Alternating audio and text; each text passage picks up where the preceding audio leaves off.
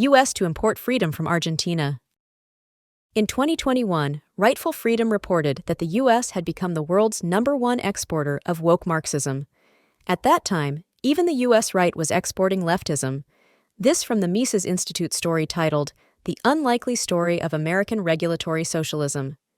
Quote, Republicans and the American political right have also, albeit unwittingly, spread the seeds of socialism not just in Washington, D.C., but all across the world. But in 2024, calls are increasing for the U.S. to begin to import freedom from Argentina. Following the election of Javier Milei, freedom in Argentina has been growing far faster than expectations, while the size of government has begun to shrink.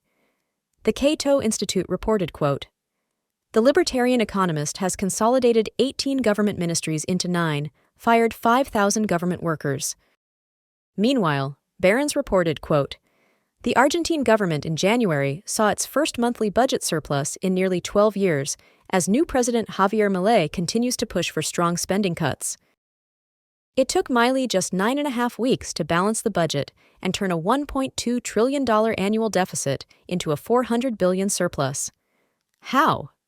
Economist Peter St. Onga reported in his Substack, quote, Milei cut a host of central government agency budgets by 50% while slashing crony contracts and activist handouts. It is predicted by some Austrian economists that the South American nation will soon be producing high-quality freedom that could be exported to the U.S., where the supply of freedom has been shrinking since the mid-1800s. Javier Milei is perhaps best known as the guy who was invited to speak by the World Economic Foundation, WEF, and took the opportunity to tell the elites to eat shit and die.